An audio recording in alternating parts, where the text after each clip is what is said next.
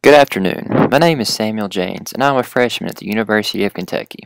This video is my project for my Gen 100 class, which is Issues in Agriculture. I'm responding to the YouTube video, A Vision of Students Today. I will discuss the positive and negative implications of technology within colleges and universities, and also give my personal opinion on the matter. First, I will discuss the positive benefits of technology in colleges and universities across America. The first benefit is less dependence on paper assignments or homework by use of online assignments.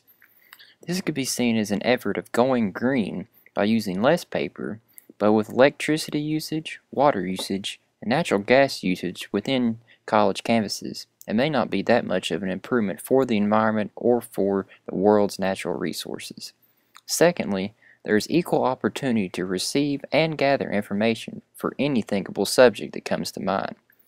With use of search engines, online library catalogs, scholarly journal collections, and the millions of commercial and informative website organizations, there is ample information to use for papers, research projects, and etc. Before, information was limited to physical areas by means of books or printed works.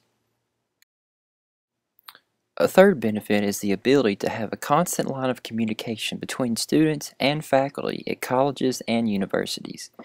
By using emails or video conversations if needed, students will be able to have their questions answered regarding homework, test information, projects, and scheduling.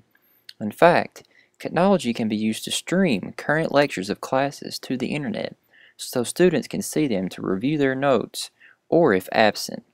Also, students can be praised for their hard work on assignments by means of this line of conversation when classes are too large for additional outside face-to-face conversation.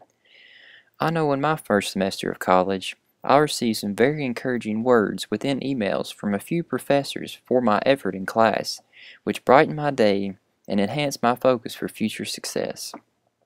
Additionally, technology allows for social networking between peers. Colleges and universities continue to get larger each year, with increasing student bodies and not enough infrastructure to house them comfortably. For first-year college students, seeing this massive amount of people on campus or within classrooms can be intimidating at times, which could hurt their ability to make friends, relationships, and connections they will have for the rest of their lives. Thankfully, this feeling of isolation can be resolved by use of social networking sites such as Facebook and Twitter.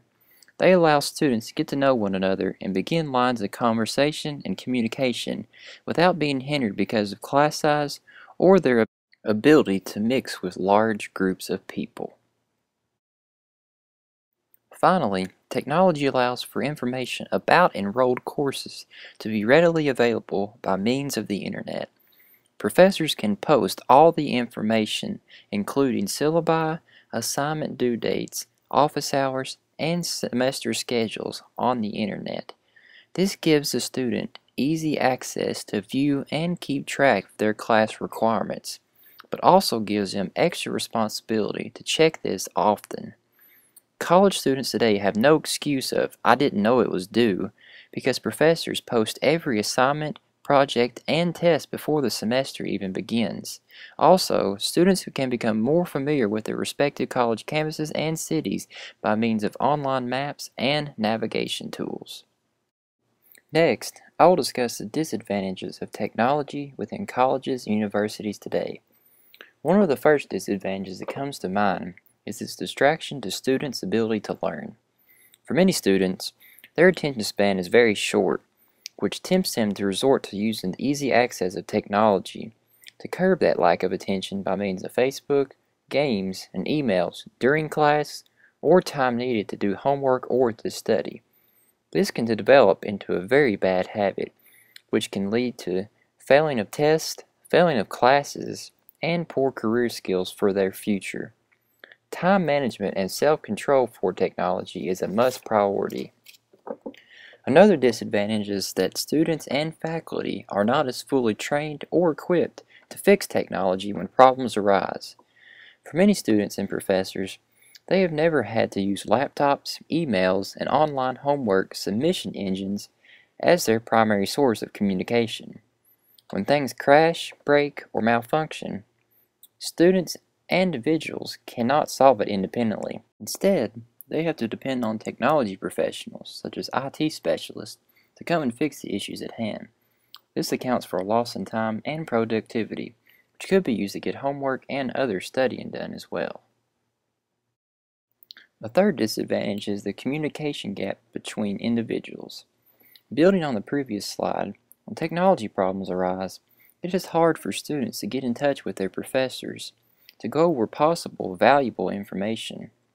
This could be solved with more face-to-face meetings instead of such a strong reliance on the internet for communication. Also, technology requires much maintenance to stay in operation for an extended period of time. Repairs and replacement objects cost money, and pretty soon it is another expense to add to the thousands of dollars in debt many students already are in. More disadvantages include the constant demand for raw materials for construction of technology devices which come from impoverished areas. Students do not realize that the materials which make up their phones, computers, and tablets come from third world countries whose labor forces are treated with horrible working conditions and little to no wages at all. While demand for these materials are needed, a global awareness of the price paid for the luxury in this technology should be a duty for American college students. Speaking of duties, students should have a better appreciation for the easy access of information available by means of technology. Before, students' parents, grandparents, and so on had to put much more effort into gathering the needed information for passing classes in hopes of getting a college degree. Today, students don't pay much mind to this concept. They should be thankful and use this privilege to learn and surround themselves with knowledge constantly. For my personal opinion, I believe we need an equal mix of technology and conventional educational methods.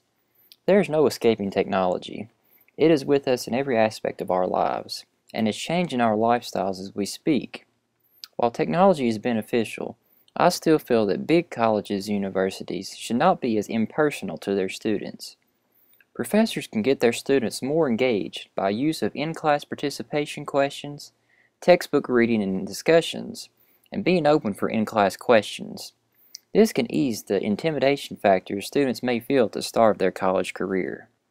The goal for professors nowadays is to make college as personal and community-like as possible, for there are many learning styles that must be met so all college students have equal opportunities to succeed, no matter their background.